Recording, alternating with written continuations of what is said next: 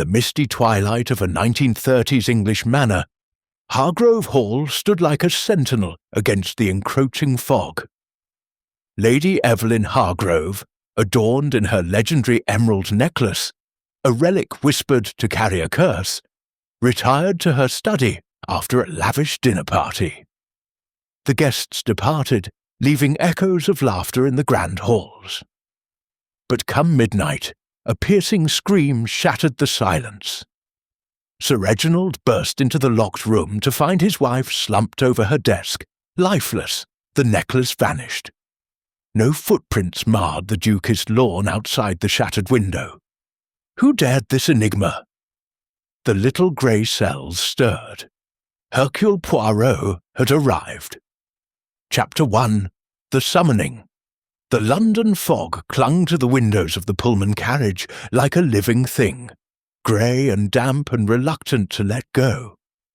Hercule Poirot sat very upright in his corner seat, gloved hands folded over the head of his Malacca cane, eyes half closed in that attitude of supreme repose which deceived so many into believing he was dozing.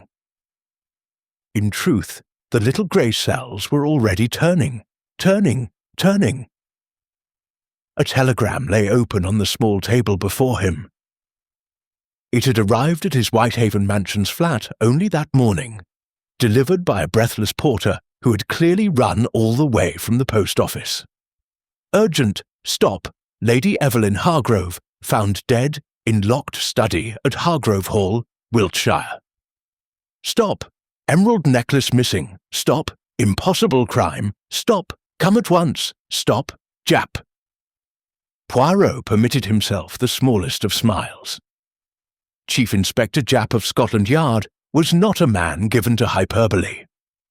When Jap wrote impossible, he meant impossible in the most literal and infuriating sense. And when Jap summoned Hercule Poirot, it was because every ordinary avenue of inquiry had already collapsed into dust. Très bien, Poirot murmured to his reflection in the window. We shall see what we shall see. The train hissed into a country station where a gleaming Daimler waited, its chauffeur stiff-backed beneath a peaked cap. A discreet card on the windscreen read simply, Monsieur Poirot. The Hargrove family, then, had taken no chances. They wished the famous Belgian detective conveyed to the scene with all possible speed, and, more importantly, all possible discretion. The drive through the Wiltshire lanes took the better part of an hour. November had stripped the trees almost bare, and the few remaining leaves clung to the branches like desperate thoughts. Poirot observed everything. The hedgerows, the occasional village with its Tudor cottages, and suspicious faces peering from behind lace curtains. The gradual ascent toward the high chalk downs, where Hargrove Hall had brooded for 3 centuries.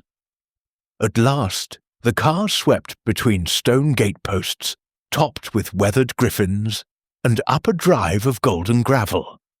The hall rose before them, Jacobean, severe, magnificent, its hundreds of windows glittering like watchful eyes. Poirot noted the black crepe already draped around the old front door. Someone, at least, had observed the proprieties. The butler who admitted him was tall, thin, and possessed of a face so mournful it might have served as a model for one of Mr. Epstein's more melancholic sculptures.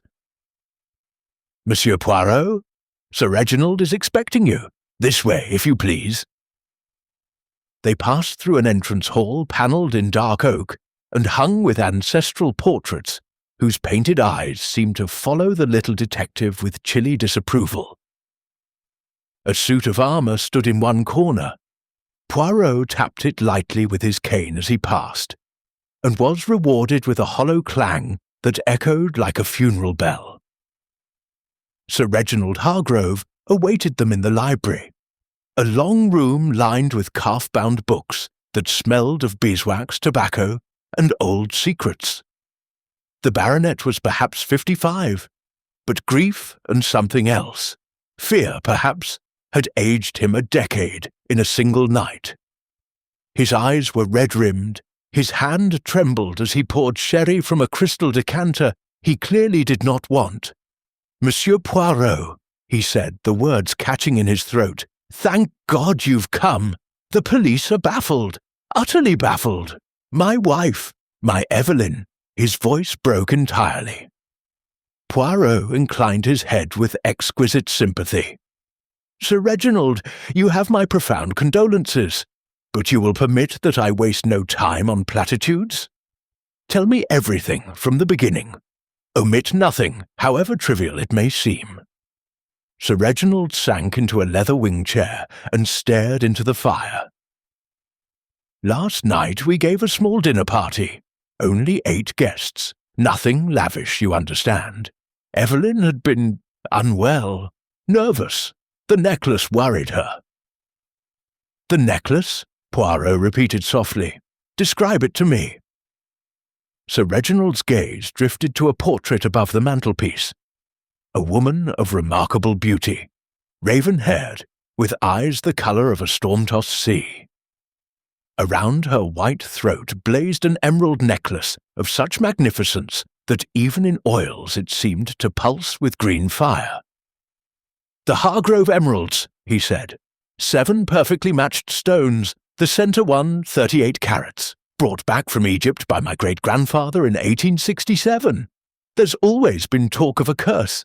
Native workers dying during the excavation, that sort of thing, but Evelyn laughed at such nonsense. She wore it last night for the first time in months. He drained his sherry in a single gulp. Dinner ended about 10 o'clock. The guests left by past. Evelyn said she had letters to write and went to her study. She always used the small Chinese study on the ground floor. It catches the morning sun. She kissed me good night, told me not to wait up. I went to my own room, read for an hour or so, and fell asleep. And the discovery of the body? Sir Reginald passed a shaking hand across his brow. I woke just after midnight, thirsty, thought I'd fetch a glass of water. As I passed the study, I noticed light beneath the door. Knocked. No answer. I knocked again, harder, still nothing. The door was locked. Evelyn often locked it when she worked late. I don't know why, but something made me uneasy. I fetched the duplicate key from my desk and opened the door. His voice dropped to a whisper. She was slumped across the desk, dead. There was a terrible smell, bitter almonds. And the necklace was gone. The window was smashed outward, glass all over the carpet. But the window was 20 feet above the ground, and the flower bed beneath was untouched. No footprints, nothing. Poirot's eyes gleamed. The room was locked from the inside. Yes, the key was on the inside of the door. And who raised the alarm? I did. I shouted for Forbes, the butler, and for Elsie, Evelyn's maid. Then I telephoned the local police. They arrived within half an hour, and Inspector Japp came down from London this morning. He insisted I send for you at once. Poirot rose and walked to the fireplace, warming his hands though the day was not cold. Tell me, Sir Reginald, who was present at this dinner party? The baronet recited the names as though reading from a funeral roll. Dr. Thomas Whitaker, our family physician, Miss Clara Beaumont, Evelyn's companion, a distant cousin from the French side of the family, Colonel Lacey and his wife, old friends, young Mr. Felix Dane. He's been courting Evelyn's niece, though she's away at school just now. And Captain Hastings, no relation to your friend, Monsieur Poirot, was passing through on his way to Southampton. Poirot turned sharply. Captain Hastings? You are certain? Sir Reginald looked puzzled. Quite certain. Why? Poirot waved the question away. A coincidence merely. Continue. That's all. 8 guests plus Evelyn and myself. And the servants? Forbes, Mrs. Danvers the cook, Elsie the maid, 2 housemaids, the chauffeur. All of them in service here for years. except Elsie, who has only been with us 6 months. Poirot nodded thoughtfully. I shall wish to see the study immediately. But first, one more question. This necklace, was it insured? Sir Reginald hesitated. For £200,000. A low whistle escaped Poirot's lips. A fortune, and yet your wife wore it openly? She insisted, said the curse was nonsense, and that hiding it away gave power to superstition. His voice cracked again. Perhaps she was wrong. Poirot placed a gentle hand on the baronet's shoulder. Courage, mon ami. The truth is never superstitious. Come, show me where Madame Hargrove died. They left the library and proceeded along a corridor hung with faded tapestries. Halfway along, a baize door separated the family wing from the servants' quarters. Poirot noted its position with care. The Chinese study lay at the rear of the house, overlooking a terrace, and beyond that, a rose garden now bleak with autumn. Yellow police, lean tape crisscrossed the doorway, but a uniformed constable stood aside at a nod from Sir Reginald. Poirot paused on the threshold and surveyed the scene with the meticulous care of a painter studying a canvas. The room was small and exquisitely furnished. Lacquered cabinets, silk wallpapers in pale gold, a delicate ormolu clock ticking softly on the mantel. A French window stood open to the terrace. Jagged shards of glass glittered upon a crimson Bokhara rug. Lady Evelyn's desk, ebony inlaid with mother-of-pearl, faced the window. Papers were scattered across its surface, and a crystal inkstand had been overturned, staining a leather blotter with indigo. Most significant of all, the chair had been pushed back violently, as though its occupant had risen in sudden agony or alarm. Poirot stepped carefully, his eyes everywhere. He noted the faint, lingering scent of bitter almonds. He noted the position of a small Sèvres vase that had fallen but miraculously not broken. He noted the single cup and saucer on a side table, delicate porcelain painted with dragons. And the teapot beside it, still half full. He knelt beside the desk, examining the carpet with a pocket lens. Interesting, he murmured, most interesting. Sir Reginald hovered in the doorway. What have you found? Patience, mon cher. The little grey cells must be allowed to work undisturbed. Poirot rose and crossed to the French window. The drop to the terrace below was, as Sir Reginald had said, fully 20 feet. The stone flags were wet from the morning's drizzle, yet unmarked by any footprint. A climbing rose grew against the wall, but its thorny stems were unbroken. He turned back to the room, his gaze lingering on the heavy oak door with its brass lock and key still in place on the inside. Perfectly locked, he said softly, perfectly bolted from within, and yet he tapped the shattered pane. A thief enters and departs, taking with him a necklace worth a king's ransom, leaving no trace upon the damp earth. One might almost believe in magic. From the corridor came the sound of hurried footsteps. Inspector Japp appeared, red-faced and apologetic. Poirot! Thank heaven you're here. The local men are out of their depth. I've kept the room exactly as we found it. Poirot greeted his old friend with a warm handshake. Tell me, Japp, what does the police surgeon say? Death between 11:30 and 12:15. Cyanide, probably in the tea. No external injuries. The window was smashed from the inside. Glass fragments on the carpet prove it. And the flower bed below is virgin soil.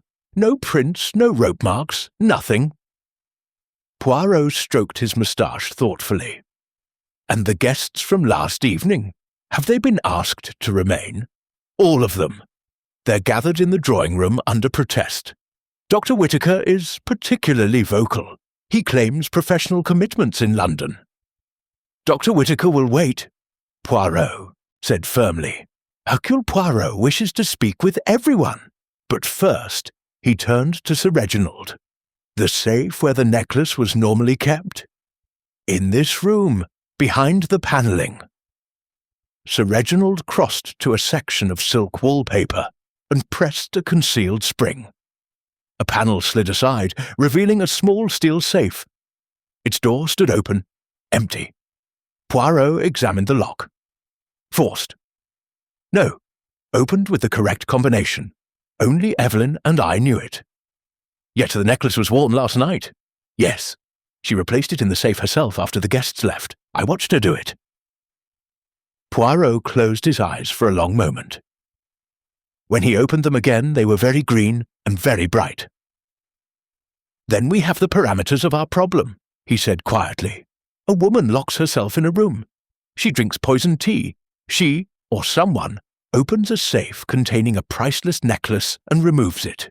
A window is smashed from within.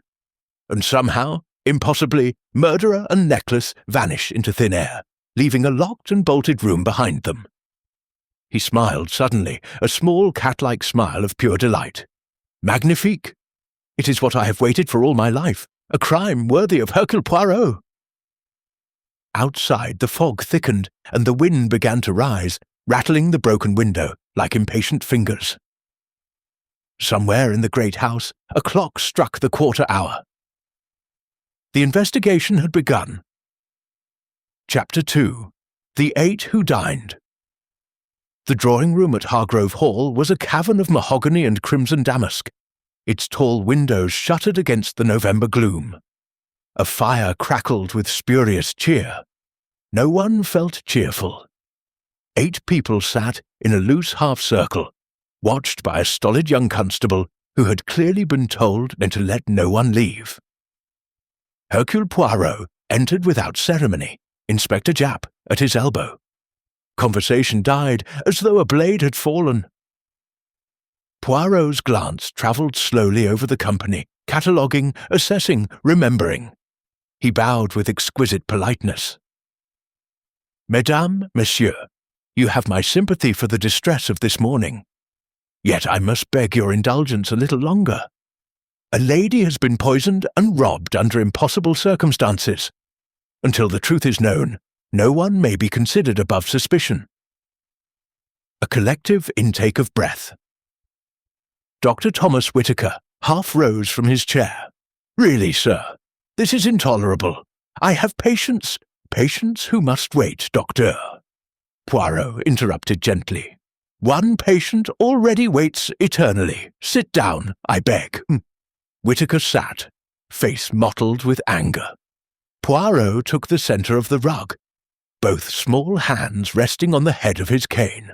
"Let us be clear. Last night you dined here. Lady Evelyn wore the famous emerald necklace. After dinner, she retired to her study, alone. At some time between 11:30 and 12:15, she drank tea laced with cyanide. The necklace vanished. The room was locked from within, the window smashed from within, and no trace of an intruder exists. Voila the problem." He let the silence stretch until it became uncomfortable. "Now," he continued, "I require from each of you a precise account of your movements after the ladies left the dining room. We begin, perhaps, with Sir Reginald." Sir Reginald, pale and composed by effort, repeated what he had already told Poirot. Port with the men until 10:30. Then to his bedroom on the first floor. Read the Times for 20 minutes, fell asleep. "Merci, Colonel Lacey?" The colonel, walrus-moustached and apoplectic, cleared his throat. "Sat with the fellows till the port was finished. Carried Mrs. Lacey off about 20 to 11. Drove home, 3 miles. In bed by 11:15. Servants can confirm." Mrs. Lacey, plump and flustered, nodded vigorously. "We never stir once we're home, Monsieur Poirot. The colonel snores dreadfully." A ripple of nervous laughter died quickly.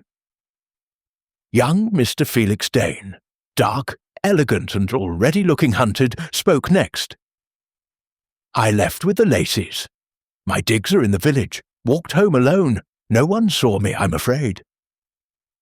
Captain Hastings, no relation as Poirot had already noted with private amusement, was a bronzed naval officer on leave. Strolled in the garden for a final cigarette. Beastly cold it was. Came in about 11, went straight up to the guest room allocated me. Heard nothing until the hue and cry at midnight. Poirot's eyes moved to the two remaining guests who had not yet spoken. Dr. Whittaker met the gaze defiantly. "I departed at 10:40, Monsieur Poirot.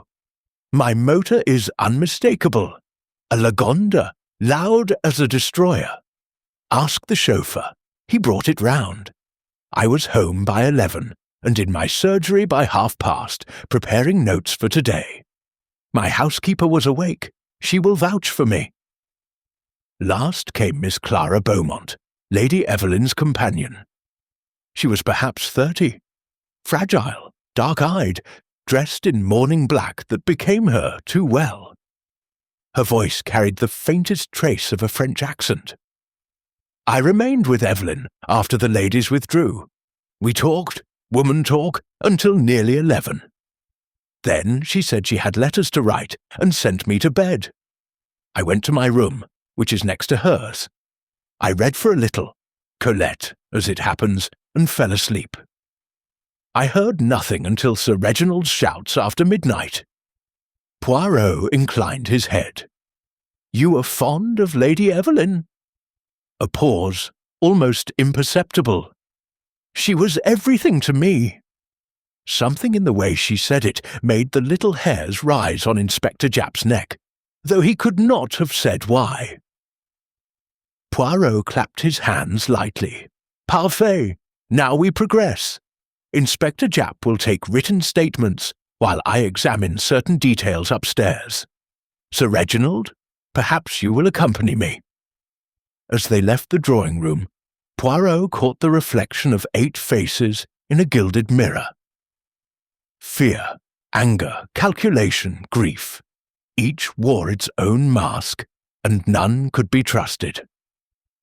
Upstairs, in the silent corridor outside the Chinese study, Poirot paused. "Tell me, Sir Reginald, was your wife in the habit of taking a cup of tea to her study when she worked late?" "Always. She disliked coffee at night. Elsie brought it at 11 o'clock precisely." "Elsie the maid? The same who discovered the tragedy?" "Yes. She has only been with us 6 months, but Evelyn liked her. Quick, quiet, respectful." Poirot's eyes gleamed. "We shall speak with Elsie presently. First, show me Lady Evelyn's bedroom." The bedroom was a bower of pale blue and silver. On the dressing table lay a Morocco leather jewel case, open and empty, save for a few modest rings and brooches. Poirot lifted a tiny enamel box, sniffed delicately, replaced it. Her ladyship used cyanide of potassium for cosmetic purposes, to remove unwanted hair, perhaps. Sir Reginald looked startled. Good heavens, no. Evelyn was vain about her skin. She would never. Poirot waved the protest aside. Then the poison was brought from elsewhere. Interesting. He moved to the window and looked down onto the terrace directly beneath the shattered study window. 20 feet below, the stone flags glistened with wet. No ladder could have been employed without leaving marks on this soft stone, he murmured. No rope, no human fly. And yet the necklace is gone. Sir Reginald's voice was raw. You will find it, Monsieur Poirot, and you will find who killed my wife. Poirot turned, and for a moment the mask of urbanity slipped, revealing the steel beneath. I will find the truth, Sir Reginald. That is what Hercule Poirot always finds. From the corridor came the sound of a woman's sob, quickly stifled. Poirot's head tilted like a bird's. And now, he said softly, we will speak with Mademoiselle Clara Beaumont alone. Something tells me she has not yet told us everything.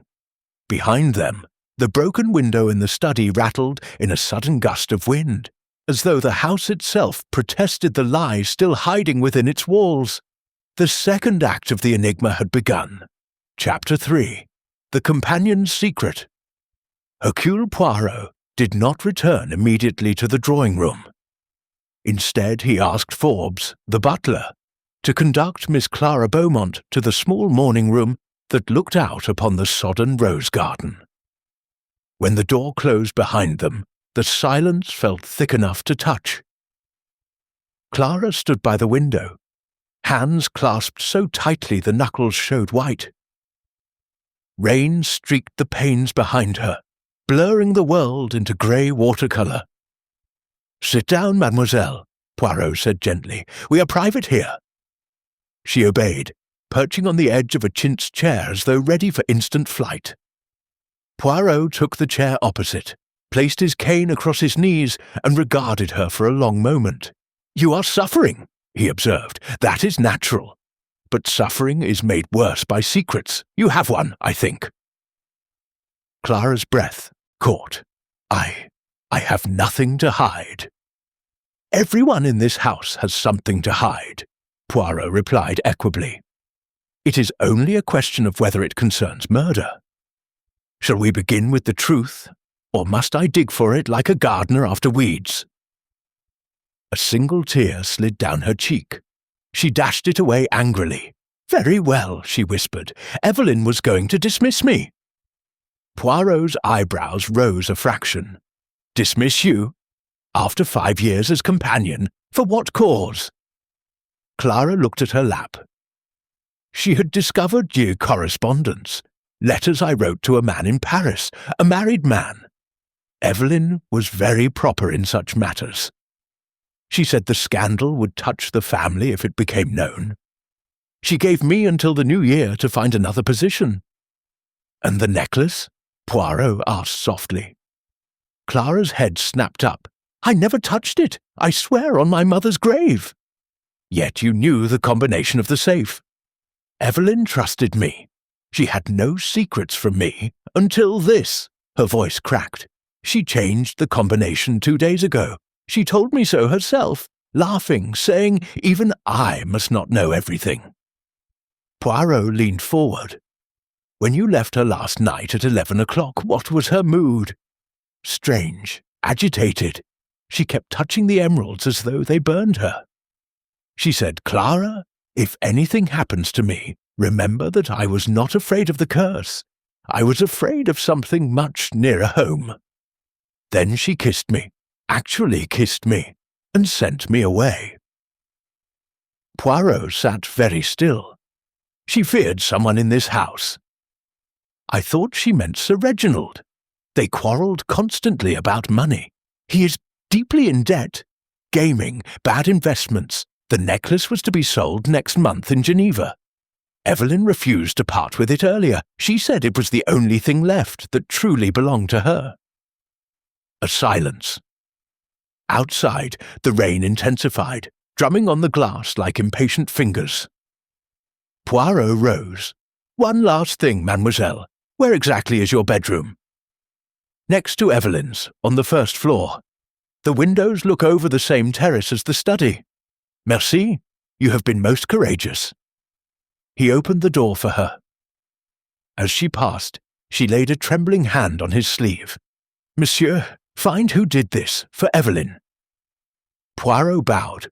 "That is why I am here."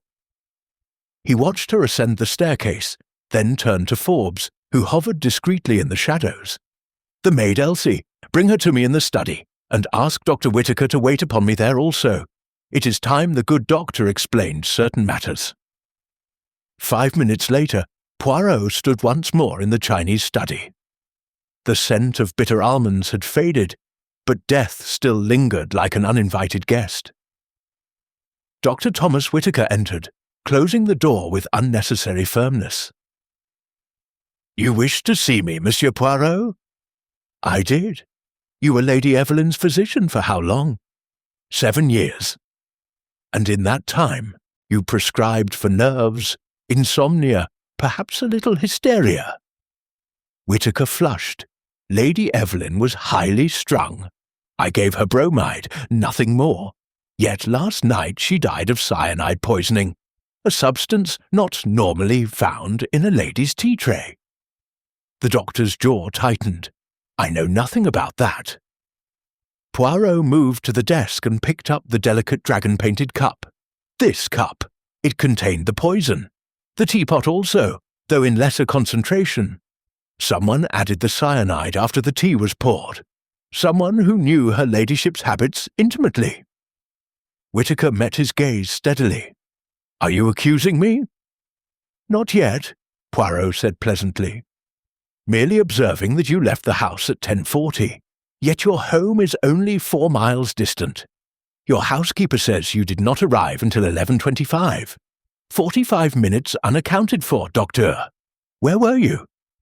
A pause. Then, I stopped my motor on the hill above the village. I needed to think. About what? Whittaker hesitated, then gave a short, bitter laugh.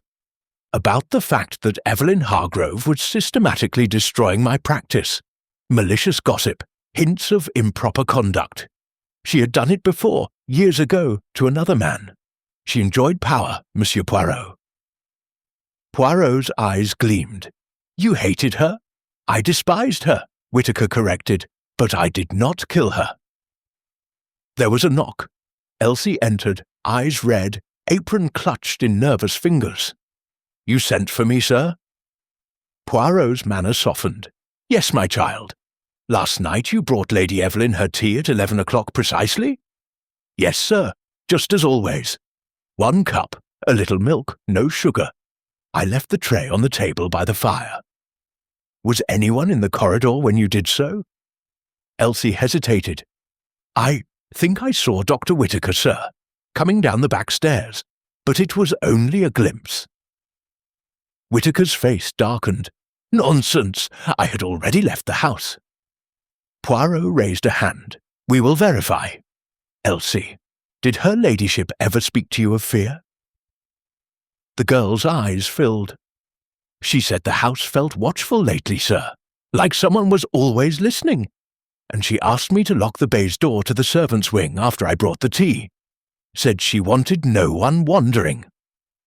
Poirot dismissed her with a kind word, then turned back to Whittaker. The back stairs, Docteur. They lead directly from the guest wing to the terrace, do they not? A man could leave the house unseen, walk beneath the study window, perhaps even speak to someone inside. Whittaker took a step forward, furious. This is intolerable. Murder usually is, Poirot replied calmly.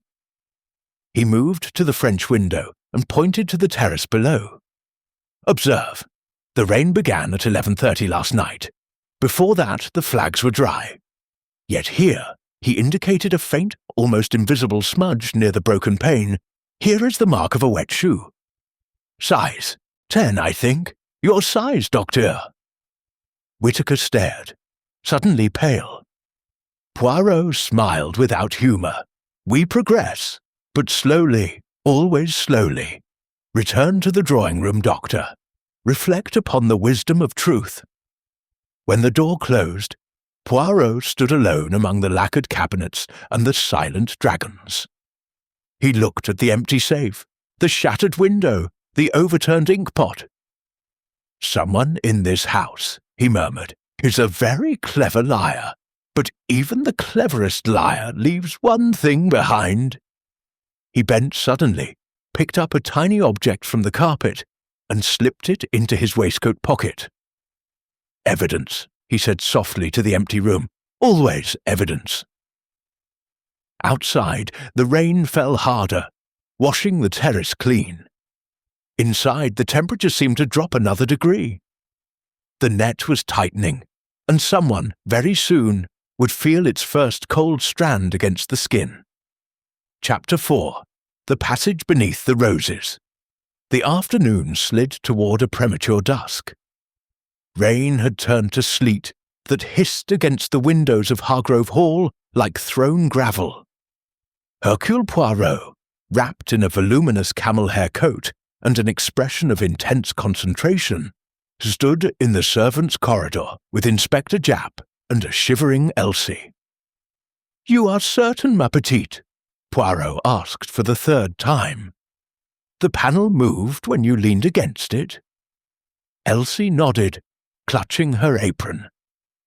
"I was carrying fresh linen to the blue spare room, sir. I slipped on the wet floor. Someone had tracked in mud, and I put out my hand to save myself. The wainscot gave, just an inch. I felt cold air." Poirot's eyes glittered. "Show me." She led them past the kitchen staircase to a stretch of oak panelling indistinguishable from the rest. Poirot ran gloved fingers along the carving until he found the spot. A gentle push, a faint click, and a section no wider than a man's shoulders swung inward on concealed hinges. A breath of damp stone and earth rolled out. Japp produced his torch. The beam revealed a narrow passage, brick-walled, with a low vaulted ceiling. Footprints, recent ones, darkened the dust. "By God," Japp muttered, "a priest's hole or a smuggler's run?" "Neither," Poirot said softly. "Observe the brickwork. 19th century, no earlier. This was built when the house was modernized in 1868, the very year Sir Reginald's great-grandfather returned from Egypt with the emeralds. A private way, perhaps, to move the necklace unseen between strongroom and bedroom. Or," his voice dropped, "to allow a murderer to come and go like a ghost." He stepped inside. The passage slanted downward, then turned sharply. After 20 yards it divided, one branch continuing toward the cellars, the other rising in a tight spiral. Poirot took the spiral. Japp followed, grumbling about his knees. They emerged through another panel into the Chinese study itself, directly behind a lacquered cabinet that stood beside the safe. The cabinet had been moved a fraction, enough for a man to squeeze through. Poirot's smile was grim. Voila! The locked room ceases to be impossible. Someone entered here after Lady Evelyn locked her door, poisoned her tea, opened the safe with the combination she herself supplied in her terror, smashed the window to suggest burglary from outside, and departed the way he came. The necklace never left the house by the terrace at all." Japp whistled. "Then the whole household is suspect again. Anyone could know about this passage." "Not anyone," Poirot corrected. "Someone who has lived here long enough, or studied the plans, or been shown by Lady Evelyn herself in a moment of trust. Come."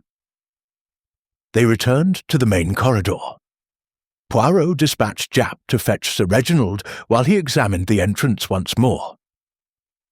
In the dust he found what he had hoped for: a single thread of dark green wool caught on a protruding nail. He tucked it carefully into an envelope. Sir Reginald arrived pale and shaking. "A secret passage? Good God, I had no idea." Poirot regarded him steadily. "You are certain, monsieur? Your great-grandfather built it. Family law is remarkably durable." Sir Reginald passed a hand across his eyes. "There were whispers when I was a boy. Something about the Egyptian door, but I thought it nursery tales. Evelyn may have known. She was fascinated by the necklace's history." "And Dr. Whittaker?" Poirot asked. "He attended your wife for 7 years. Physicians are often privy to the architecture of a house as well as the body." Sir Reginald hesitated. "Whittaker was here when the drains were renewed in 29. He saw the plans." Poirot nodded, satisfied for the moment. He dismissed Sir Reginald and requested that Forbes assemble the entire household, family, guests and servants, in the long gallery at 5 o'clock. While they waited, Poirot and Japp searched the passage thoroughly. In a niche halfway along, they discovered a small heap of ash, and the charred corner of what had once been a letter. Poirot retrieved it with tweezers. The surviving fragment read, cannot bear you to sell them. If you do, I will tell R everything about Paris and the child." The rest was burned away. Japp stared. "Blackmail! Or a desperate plea," Poirot murmured. "The handwriting is a woman's, Miss Beaumont, perhaps." At 5 o'clock the long gallery presented a tableau of strained faces. Even the kitchen maids had been summoned. Poirot stood beneath a portrait of the emerald-wearing ancestress and let the silence ripen. Then he spoke, voice clear, precise, merciless. "A secret passage has been discovered. It runs from the servants' corridor to the Chinese study. The murder was committed by someone who used this passage last night. The necklace is still within these walls. Before the night is out, I will know who took it and who poisoned Lady Evelyn." A collective gasp. Dr. Whitaker stepped forward, angrily. "You go too far, sir. This is monstrous." Poirot turned eyes of green ice upon him. "Is it?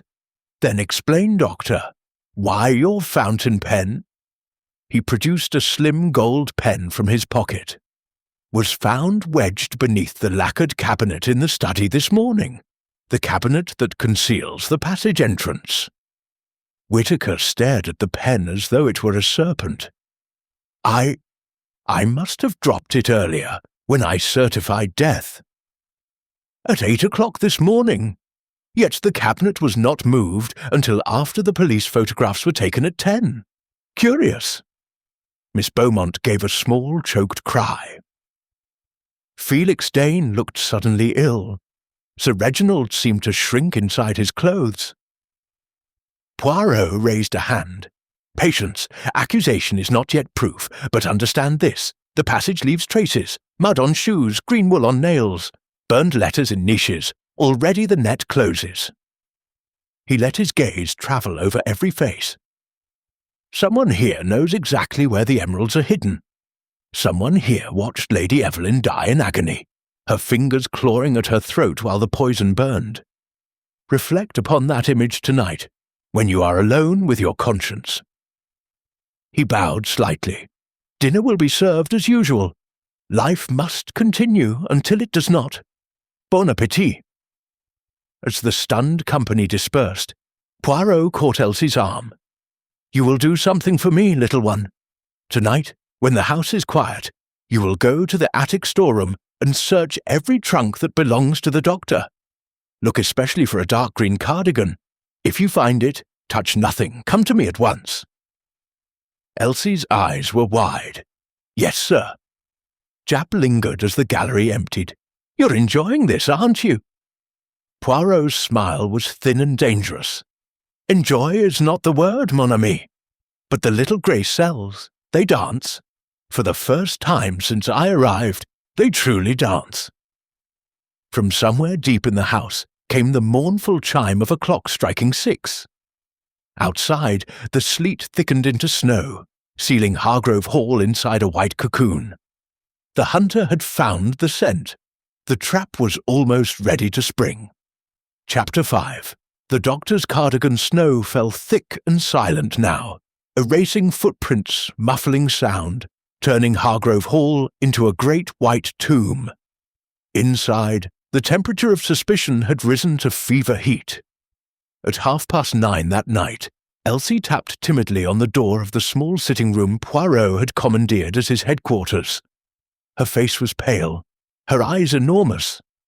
"I found it, sir," she whispered, "exactly where you said it might be." Behind her, in the corridor, Japp loomed like a watchful bulldog. Poirot rose. "Show us." They climbed 2 flights of back stairs to the attic floor, boots creaking on cold boards. Moonlight slanted through a single dormer window, silvering trunks and shrouded furniture. Elsie led them to a battered cabin trunk marked T. E. Whitaker, M.D. in peeling gold letters. The saw lid was already raised. Inside, beneath folded shirts and a dusty travelling rug, lay a dark green Shetland cardigan. The left sleeve had been roughly torn. A ragged strip was missing, exactly the length and width of the thread Poirot had plucked from the passage nail. Japp lifted the garment with reverence. "Got him," he breathed. Poirot's face remained grave. "We have a cardigan, mon ami. We do not yet have a murderer. Bring Dr. Whittaker here. Quietly." 10 minutes later, Thomas Whittaker stood in the moonlit attic, snowlight glittering on his spectacles. He looked suddenly older, as though the years had caught him in a single stride. Poirot held the cardigan aloft. "Yours, I believe, Doctor?" Whittaker's throat worked. "Yes, I missed it this morning. Thought I had left it in the motor." "Curious, because part of it was found in the secret passage, caught on a nail at shoulder height. The passage that leads to the room where Lady Evelyn died. You still maintain you never entered it?" Silence. Snow tapped the window like impatient fingers. Whittaker tried for defiance. "Someone is framing me. It would be childishly easy to tear my cardigan and plant the thread." Childishly easy, Poirot agreed, if one possessed the cardigan in the first place. Yet this trunk has been locked since your departure last night. The key is on your own ring, is it not? He dangled a small Yale key Japp had quietly removed from Whittaker's pocket minutes earlier. Whittaker stared at the key as though it were poison. Poirot's voice softened, almost kindly. "You hated her, Doctor. 7 years ago she ruined a colleague of yours with whispers. Dr. Marsden, was it not? Forced him to leave Harley Street.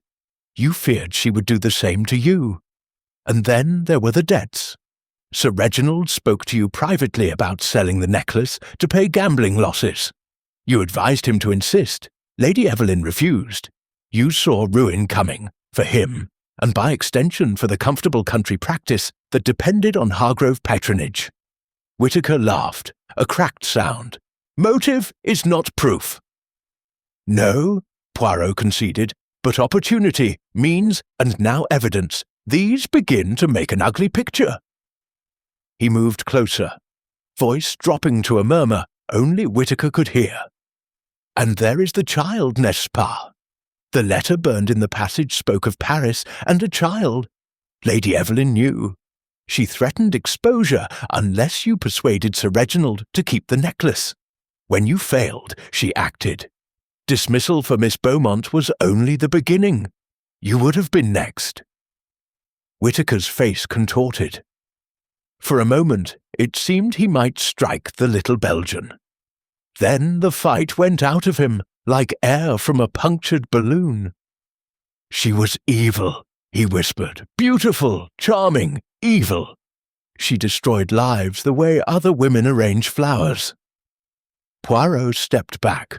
"Inspector Japp, I think the doctor will accompany you to the library. We have much to discuss."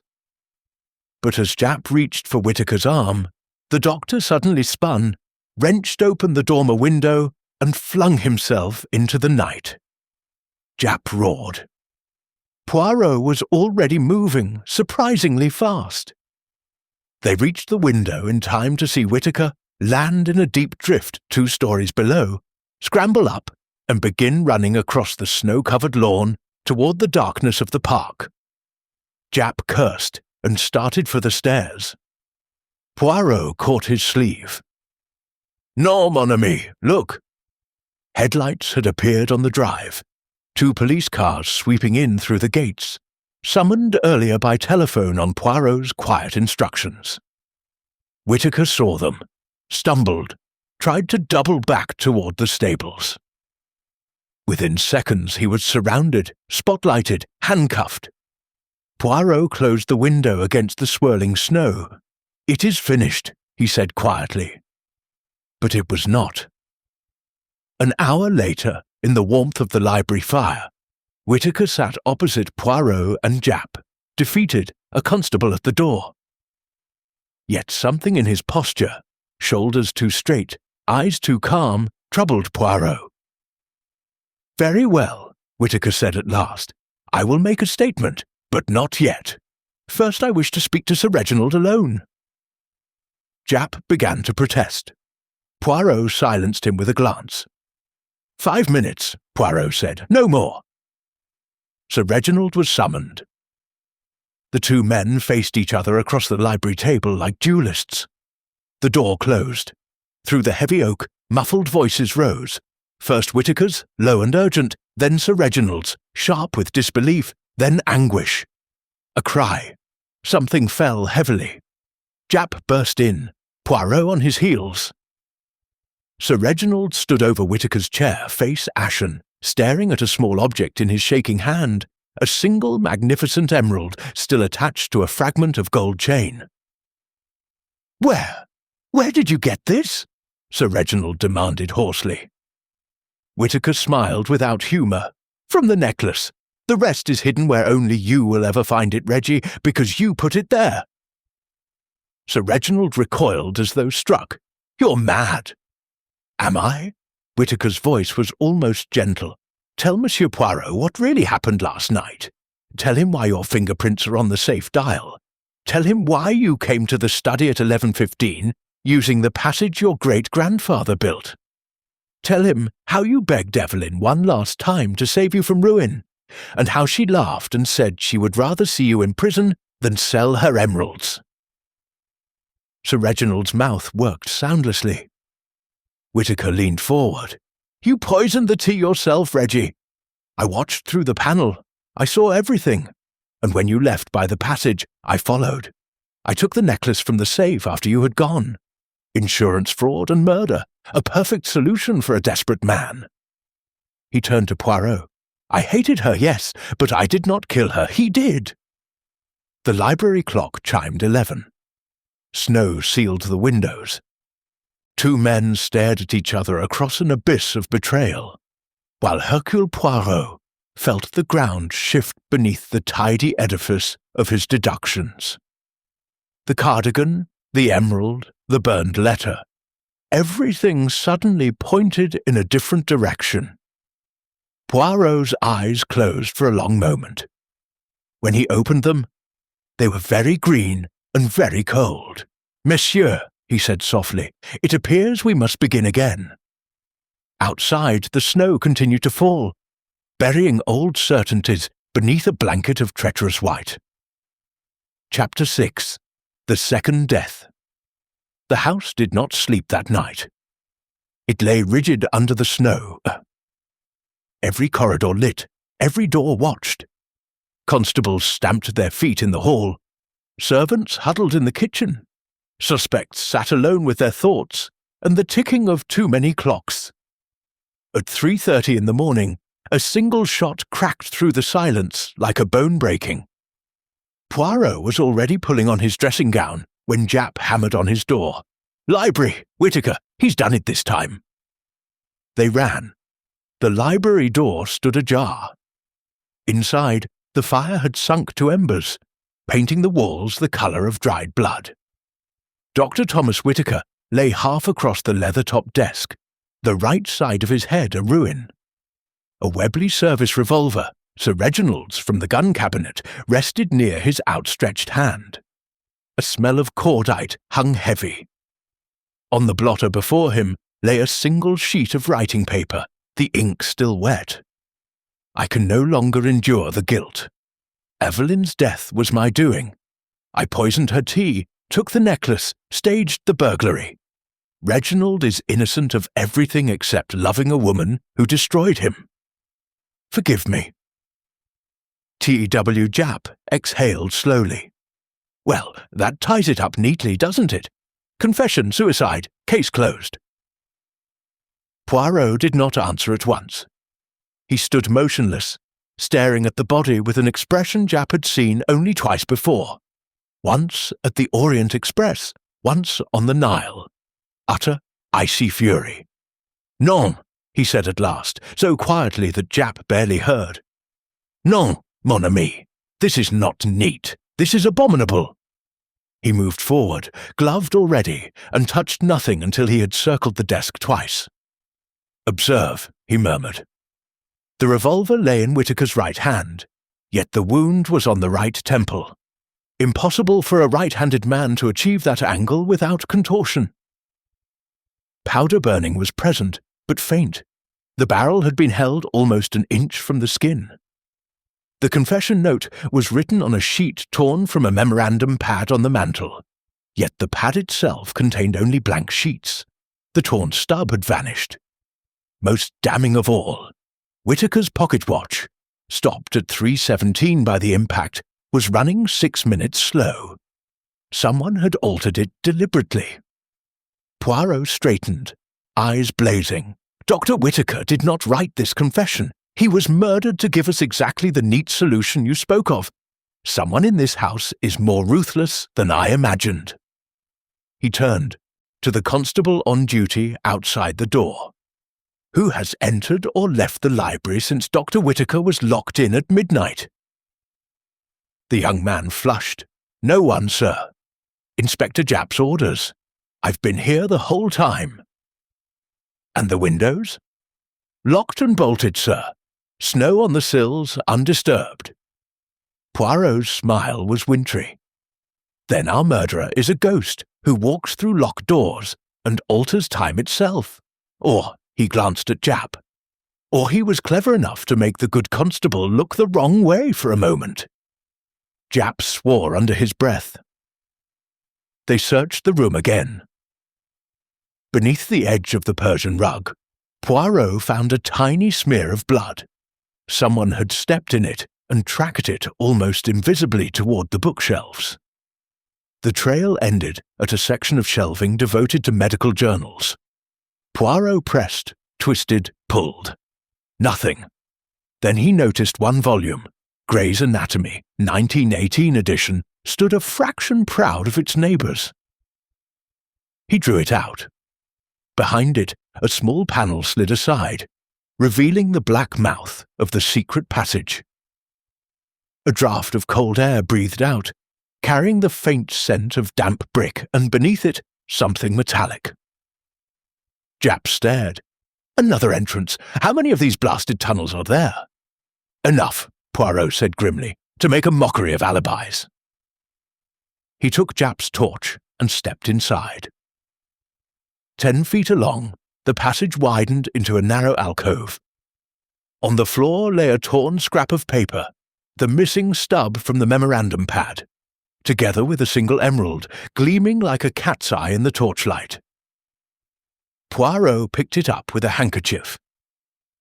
7 stones in the necklace, he said. One was found in Sir Reginald's hand earlier. This is the second. Someone is leaving us a trail of blood and jewels. Japp looked sick.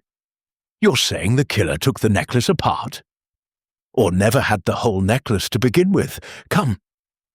They followed the passage. It descended in a gentle slope, then branched. One fork led, as they already knew, to the Chinese study.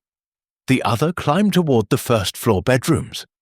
At the top, a final panel opened behind a tapestry in the main corridor, directly opposite the door to Miss Clara Beaumont's room.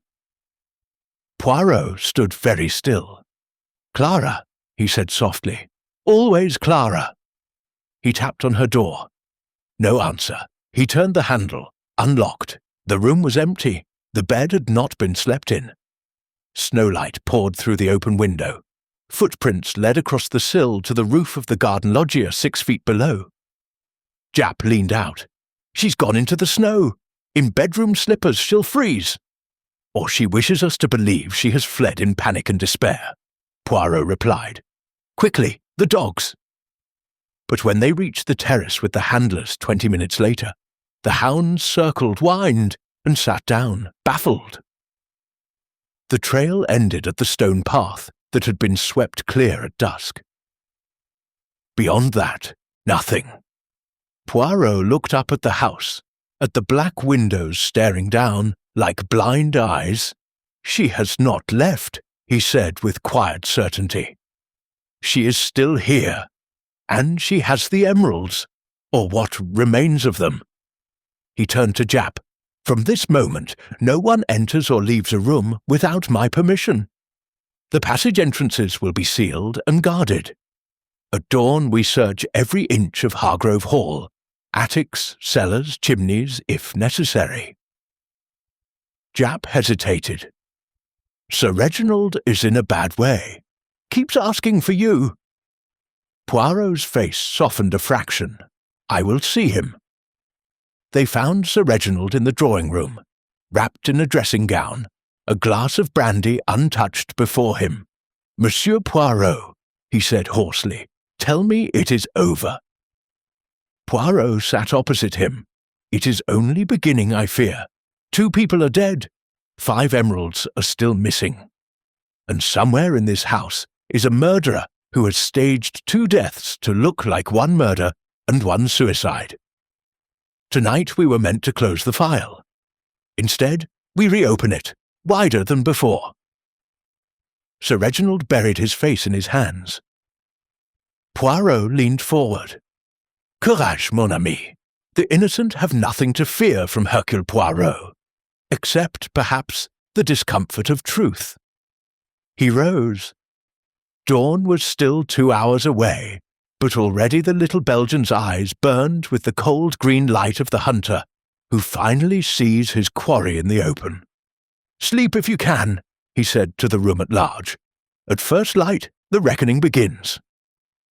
Somewhere above them, in the warren of rooms and passages, a board creaked once, then silence. The snow kept falling, burying the world in white lies. Chapter 7. The gathering of the 5 dawn came late, a sullen red smear behind the snow-laden clouds. Hargrove Hall looked like a wedding cake left out in a blizzard, white, cold, and faintly obscene. At 9 o'clock, Poirot assembled the 5 who remained alive and central to the drama in the long gallery. The great windows were sheeted with frost. 2 constables stood at each door. The fire roared like a caged animal. Sir Reginald Hargrove sat hunched in the centre, eyes bloodshot, hands trembling around a cup he never drank from. To his left, Colonel and Mrs. Lacey, summoned back at first light, rigid with indignation and fear. To his right, Felix Dane, the young man who had hoped to marry into the family, deathly pale, smoking cigarette after cigarette with shaking fingers.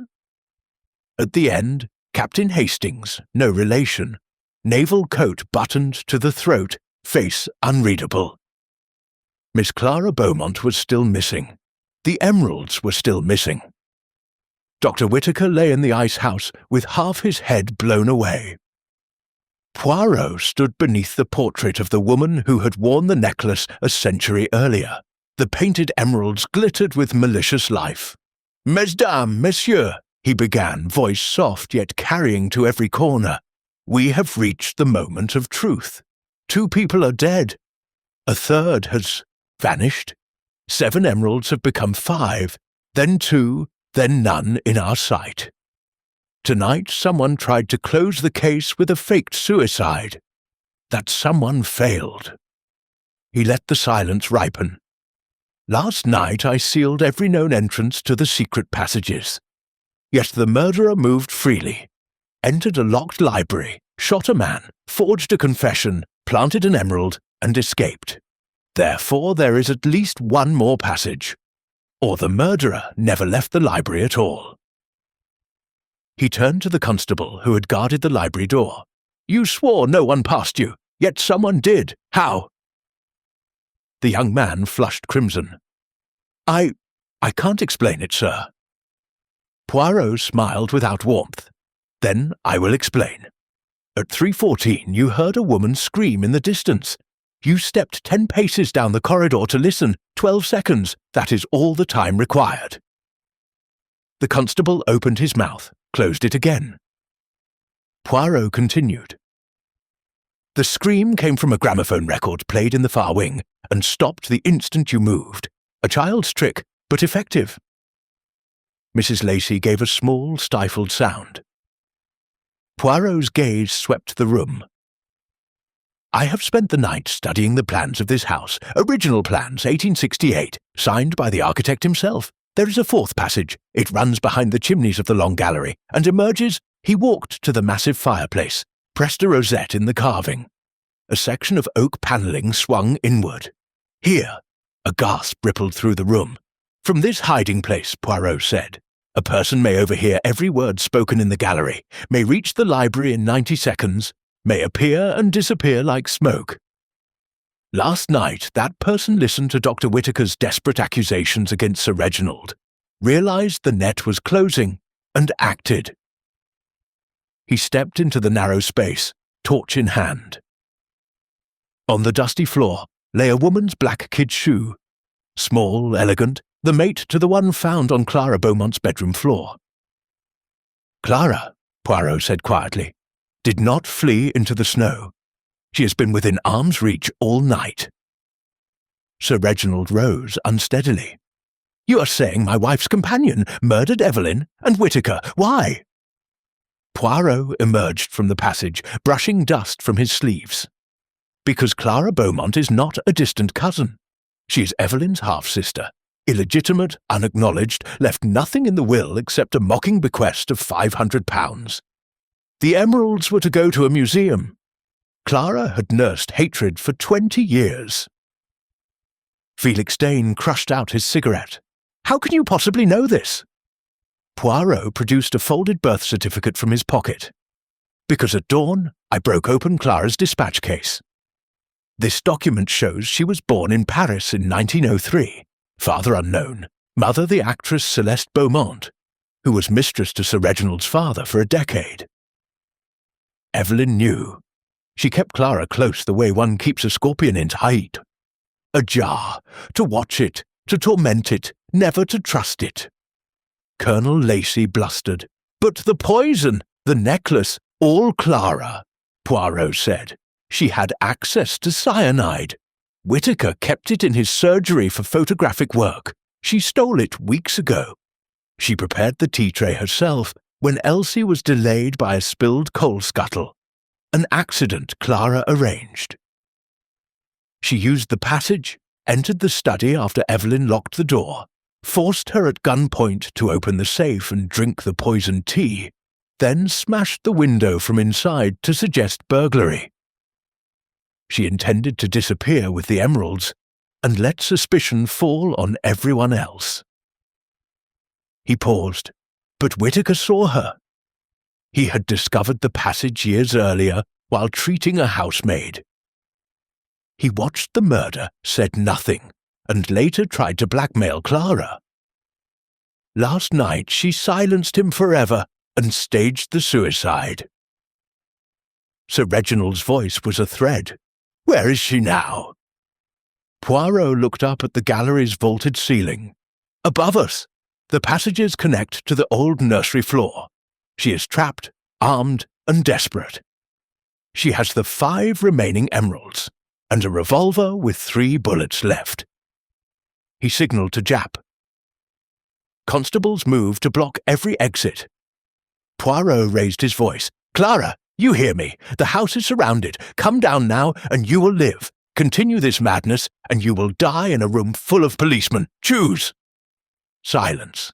Then, faintly from the minstrel's gallery high above, a laugh. Low, musical, quite mad. A panel slid open. Clara Beaumont stood silhouetted against the snowlight, filtering through a clear-story window, black hair loose, the famous emeralds blazing round her throat like a green flame. In her right hand gleamed the Webley. "Too late, Monsieur Poirot," she called down, voice echoing. "Evelyn's curse is real after all. It destroys everyone who desires these stones." She raised the revolver, not toward the men below, but to her own temple. Sir Reginald cried out. Poirot took one swift step forward. "Clara, non! The curse is greed, not emeralds. Put the gun down. Live." For a moment she wavered, eyes huge, tears cutting tracks through the powder on her cheeks. Then the madness won. The shot was deafening in the enclosed space. Clara Beaumont pitched forward over the balustrade and fell the 30 feet to the oak floor below, the emeralds scattering like drops of frozen fire across the blood-stained boards. For a long second, no one moved. Poirot knelt beside the broken body, gently closing the staring eyes. "Pauvre petite," he murmured. "She wanted only what had been denied her. Recognition, love, a name. Instead she chose revenge." He rose, weariness in every line of his body. "It is finished." Sir Reginald knelt among the scattered emeralds, weeping without sound. Outside, the snow had stopped. A weak sun glittered on a world washed clean. But inside Hargrove Hall, the shadows remained, and would remain for a very long time. Chapter 8. The Little Grey Cells Refuse. The long gallery smelled of gun smoke and blood. Constables stood frozen, useless. Clara Beaumont lay on her back among the scattered emeralds, the Webleys still clutched in her right hand, a neat black hole above her right eye.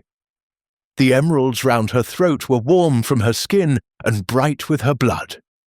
Sir Reginald was on his knees, trying to gather the stones with shaking fingers, as though collecting them could somehow collect the woman who had worn them in rage and despair. Poirot did not move to help. He stood perfectly still, head tilted, eyes half closed, the way a cat watches a bird it has already decided not to chase. Then he spoke, very softly. "Non." One word, yet it cut through the room like a blade. Jap, who had started forward to pronounce the obvious, stopped dead. "What do you mean, non? She shot herself right in front of 20 witnesses." Poirot's gaze travelled slowly over the scene. The body, the revolver, the emeralds, the height of the balustrade, the angle of the fall.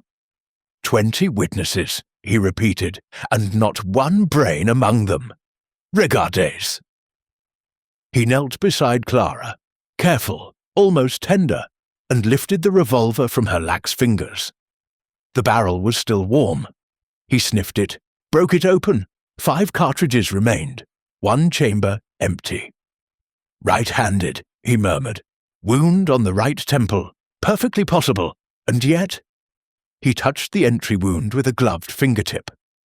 Powder tattooing almost absent. The muzzle was held at least 4 inches away. A suicide presses the barrel against the skin, always. He rose and looked up at the minstrel's gallery. Moreover, the bullet. Where is the bullet? Every head turned upward. The oak panelling behind where Clara had stood was unmarked. Jap frowned. "Ricochet. Went into the rafters. No. A 4.55 Webley does not politely ricochet when fired into a human head at point-blank range. It exits and embeds itself. Yet there is no exit wound." He pointed to the small, neat hole above Clara's eye. "Observe. The skin is charred, but the skull beneath is intact. This is not the wound of a service revolver. It is the wound of a much smaller weapon, perhaps a .25 automatic, fired from several feet away, after she was already dead." A collective intake of breath. Poirot turned to the assembly, voice suddenly sharp. "Who caught her as she fell?" No one answered. "Précisément. A body falling 30 feet lands with great force, yet she lies neatly on her back, arms composed, the revolver placed, monsieur, in her hand. Someone arranged the tableau." He strode to the foot of the staircase that led to the minstrel's gallery. "Jap, with me." They climbed quickly. The narrow gallery was empty save for a single brass cartridge case, spinning slowly on the boards like a dying top. Poirot picked it up. .25 ACP, not from the Webley at Howe, all. Behind the balustrade, half hidden by shadow, a thin rope of picture cord was tied to a Gothic pier and dangled down the inside of the gallery wall into darkness. Poirot traced it with his fingers. Someone lowered the body after death. The fall was staged. Clara Beaumont was murdered somewhere else, quietly, with a lady's gun, and then brought here for her grand finale. Jap stared over the edge. "But why?"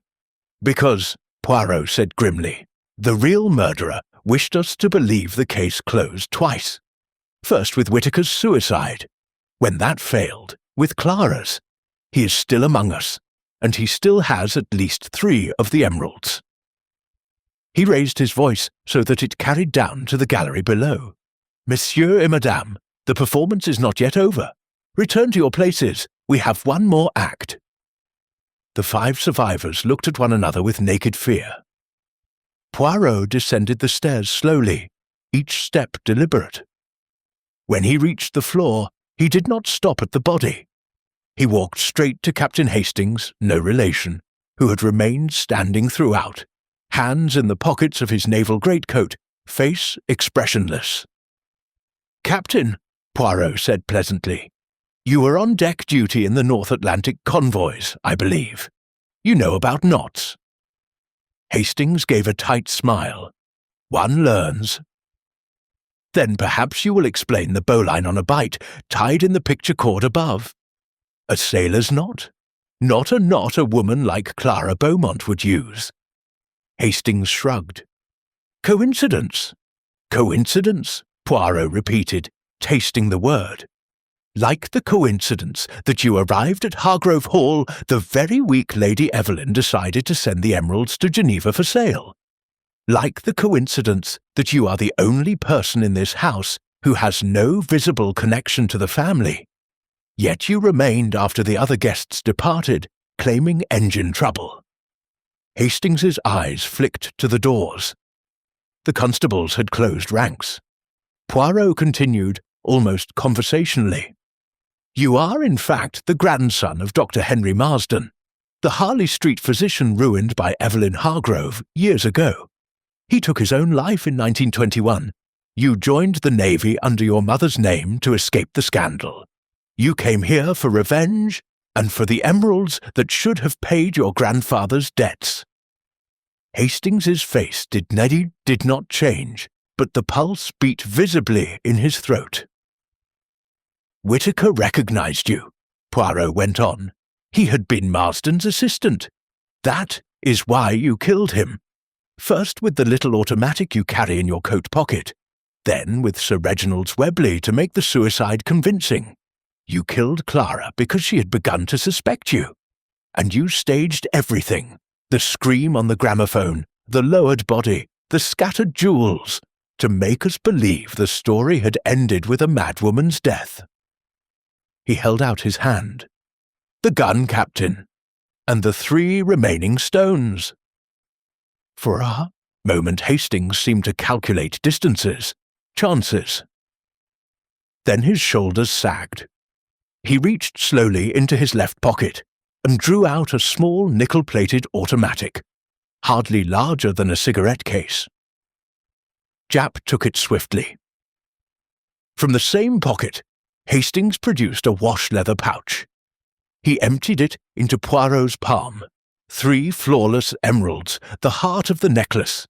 "Beautiful, aren't they?" he said bitterly. "Worth a man's life. Worth 3 lives, apparently." Poirot closed his fist around the stones. "Worth nothing," he said quietly, "compared to a single human soul." He turned to the others. "It is finished. Truly, this time."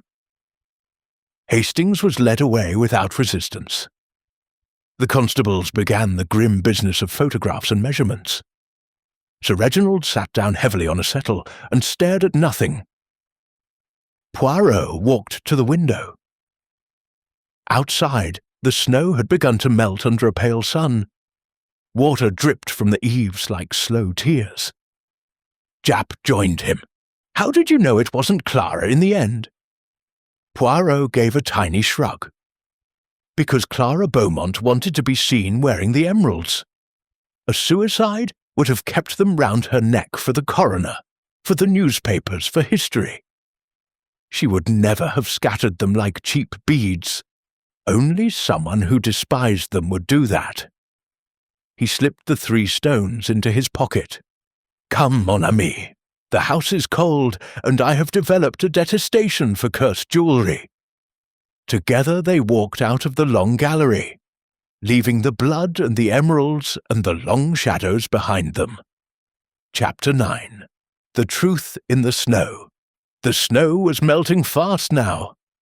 Great sheets of it slid from the roofs of Hargrove Hall, with a sound like tearing silk, revealing black slates and the first pale promise of spring. In the library, the fire had been allowed to sink into ash. No one had the heart to feed it.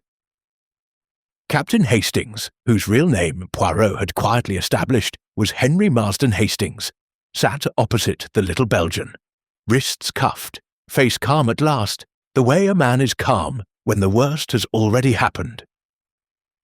Japp stood behind Poirot's chair, notebook open, pencil poised. 2 constables guarded the door. Poirot spoke first, gently, almost conversationally. "You will tell us everything now, Captain, from the beginning. It is no longer necessary to protect anyone." Hastings looked at the cold hearth for a long moment, then began. "My grandfather shot himself in the Harley Street consulting room on the 14th of March 1921. I was 12. My mother kept the newspapers from me, but children hear, they always hear. Evelyn Hargrove had accused him of improper advances. There was never any proof, only her word, but in those days that was enough. Patience vanished overnight. The creditors came. He left a letter saying he could not bear the shame. His voice was steady, almost detached. I grew up with one purpose, to make her feel what he had felt. When I learned the emeralds were finally to be sold, stones that could have saved him if she had let them go 20 years earlier, I knew the time had come." He lit a cigarette with cuffed hands. Japp did not stop him. "I cultivated Colonel Lacey on the Riviera last winter. Easy enough. We shared a mess in 18. He brought me here as a harmless guest. I arrived the day before the dinner party. That night, I discovered the passages. There is a plan hidden in the muniments room. Great-grandfather Hargrove was proud of his Egyptian bolt-hole. I knew then that God or fate had handed me the perfect stage." Poirot nodded. "And Lady Evelyn's death?" "Simpler than you think. I prepared the cyanide weeks earlier, stolen from Whitaker's darkroom. He never noticed.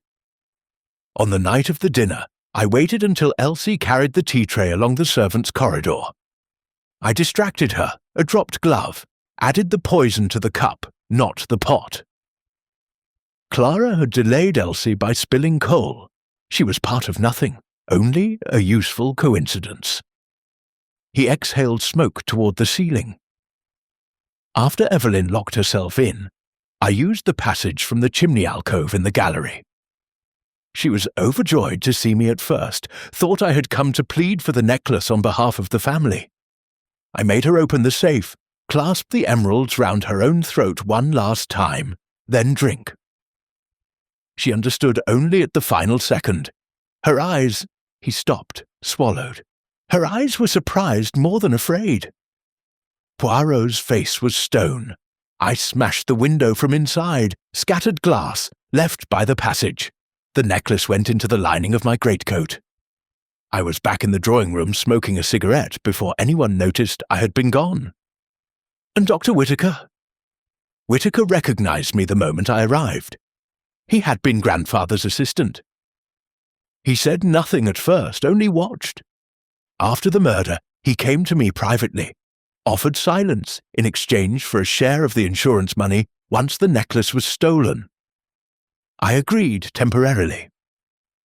When you began to close in, I knew he would break. So I shot him with my little Belgian automatic. It makes very little noise. Forged the confession on the spot, and used Sir Reginald's Webley for the visible wound. The rest you know." He crushed the cigarette out. "Clara suspected me that last evening. She had seen me leave the gallery during Whitaker's accusations. She followed me into the passages, confronted me. She wanted the emeralds for herself. Blood right, she called it. When she threatened to scream, I shot her with the same small gun. Then I lowered her body over the balustrade so that it would look like suicide and end the matter. I scattered most of the stones so the police would find them and believe the curse nonsense had driven her mad." He gave a faint, tired smile. "Except for you, Monsieur Poirot. You refuse to be satisfied." Poirot studied him for a long moment. "You are a brave man, and a clever one, Captain. You planned everything, except the one thing no murderer can ever plan: the conscience of Hercule Poirot." He rose. "The emeralds will be restored to Sir Reginald. The insurance company will be informed that no theft occurred. And you, mon brave, will face the consequences of 3 murders committed for vengeance and for stones that are, after all, only carbon." Hastings looked up, suddenly younger, almost relieved. "Will there be anything about my grandfather at the trial?" Poirot considered. "The truth, yes, but the whole truth, that Henry Marsden was an honourable man destroyed by malice. Justice, Captain, is not always the enemy of mercy." He turned to Japp. "Take him away." As Hastings was led out, Sir Reginald appeared in the doorway, haggard but composed.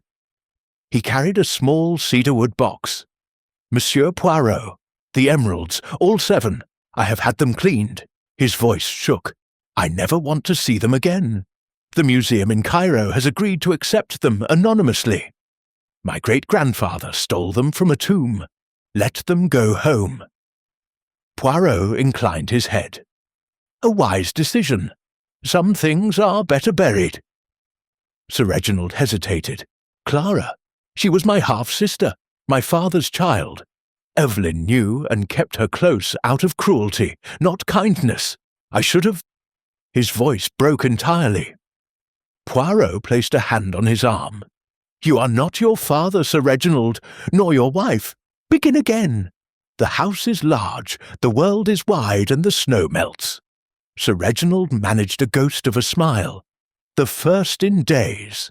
Outside, the last of the snow slid from the library window with a soft rush, revealing the first crocuses pushing through the black earth. Small, defiant spears of purple and gold. Poirot watched them for a long moment. "Life insists," he said quietly, "even after everything." Japp closed his notebook. "Drink, old friend. The local pub does a decent brandy." Poirot considered, then shook his head. "Non, merci. I return to London. There is a tisane of verveine waiting, and Georges has promised oeufs en cocotte exactly as I like them. After murder, one must cosset the little grey cells." He picked up his hat and cane.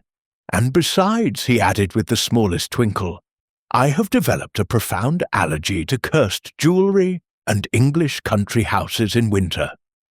From now on, only the Riviera for Hercule Poirot." He walked out into the pale March sunshine.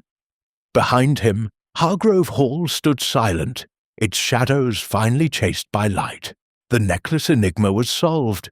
The snow had melted, and somewhere in Egypt, 7 green stones began their long journey home. Chapter 10. The Return of the Emeralds. The train from Wiltshire pulled into Paddington, under a sky the colour of washed pewter. Hercule Poirot sat alone in his first-class compartment, gloves folded neatly on the seat beside him, a small cedarwood box on his lap. The box was locked, sealed with red wax, and addressed in his own meticulous hand to the Director of Antiquities, Cairo Museum. Inside lay the 7 emeralds, cleaned of blood, wrapped in cotton wool, and accompanied by a single sheet of heavy cream paper. He had written the letter himself, late the previous night, in the quiet of Hargrove Hall's library, while the house slept its first untroubled sleep in a week. To the Director, these stones were removed from the tomb of Prince Kepekeperu in 1867 by Sir Gervase Hargrove. They have cost 4 lives in the past 7 days. Return them to the darkness from which they came, and let the prince sleep again. No signature, only the faint imprint of a perfectly waxed moustache in the lower corner, like a private joke. At Paddington, a porter took the box with reverence. Poirot watched it disappear into the parcels van of the boat train to Dover. By tomorrow night, it would be on the P&O steamer to Alexandria, and a fortnight later, the emeralds would lie once more in the dry sands of the Theban necropolis.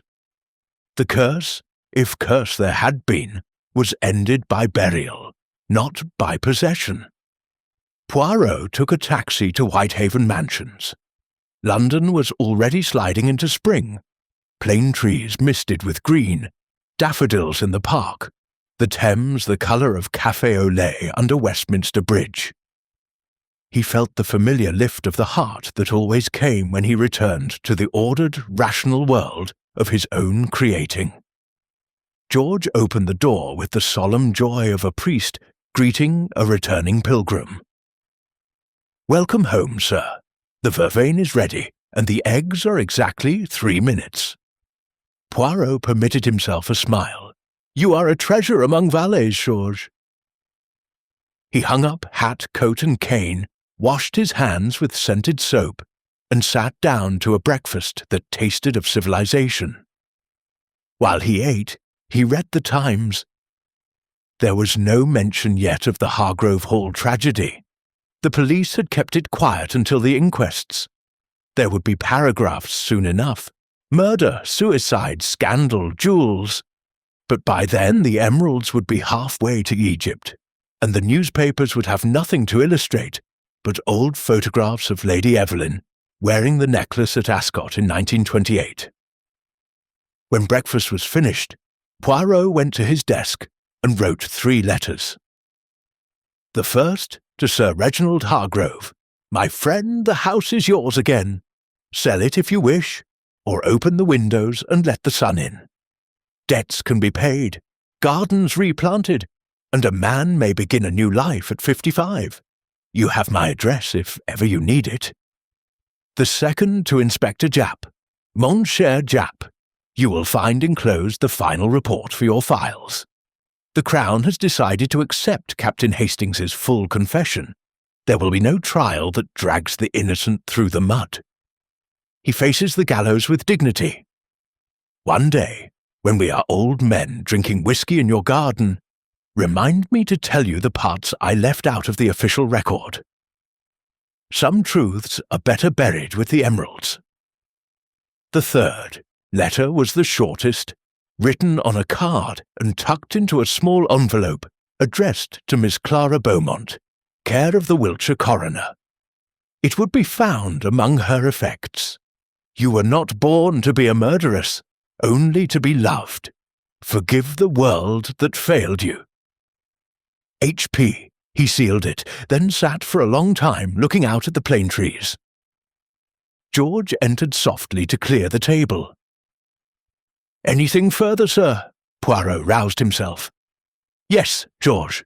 Telephone the Ritz. Reserve my usual table for luncheon tomorrow and tell them to have the orchids ready. Purple ones. A lady will be joining me." George permitted himself the ghost of a smile. "The Countess Rossakoff, sir?" "Précisément. One cannot live entirely among the little grey cells. Sometimes one must dine among the red roses." The afternoon post brought a single item, a telegram from Cairo, already waiting when he returned from his walk. "Emeralds received. Stop Prince's tomb, reopened. Stop stones, replaced this morning. Stop. No disturbance recorded. Stop grateful thanks. Stop Director of Antiquities." Poirot read it twice, then placed it carefully in the small lacquered box where he kept things that mattered. A bullet from the Somme, a theatre ticket from 1919, a pressed violet from a woman who had once tried to poison him and failed. He closed the lid. Outside, a barrel organ in the street began to play Villiers. Spring had officially arrived in London. That evening Poirot dressed with particular care. The dove-grey suit, the white waistcoat with the tiny pearl pin, the black pearl tie pin that had once belonged to a Maharaja. He waxed his moustaches until they gleamed like the wings of a blackbird. then stood before the mirror and addressed his reflection with mock severity. "Hercule Poirot, you are a vain little man who has spent a week proving that human beings will kill for green stones no more cursed than a greengrocer's cabbage. And yet, order is restored, justice is done, and 7 emeralds are going home to sleep. Not a bad week's work." He turned off the lights, leaving only the green glow of the desk lamp on the photograph of his brother Achille and himself as young men in Belgium, before the war, before everything. Then he went to bed. In the night he dreamed, not of blood or secret passages, or bodies falling through snow-lit air, but of a sunlit garden in Elizelle, where his mother was hanging out washing and singing La Vie en Rose, although the song would not be written for another 30 years. He woke once, smiled in the dark, and slept again. Morning came soft and golden. At 11 o'clock precisely, Hercule Poirot stepped out of Whitehaven Mansions into a London washed clean by spring rain. The porter touched his cap. "Fine day, Mr. Poirot." "The finest, mon ami." He walked toward Baker Street Station, swinging his cane, humming under his breath. Somewhere behind him, in an Egyptian tomb, 7 green stones lay in darkness, no longer desired, no longer feared. And ahead of him the city sparkled. Omnibuses the colour of ripe cherries, women in new hats, a sky the colour of a pigeon's breast. The enigma was solved, the world turned, and Hercule Poirot, for the first time in 10 days, had absolutely nothing to detect.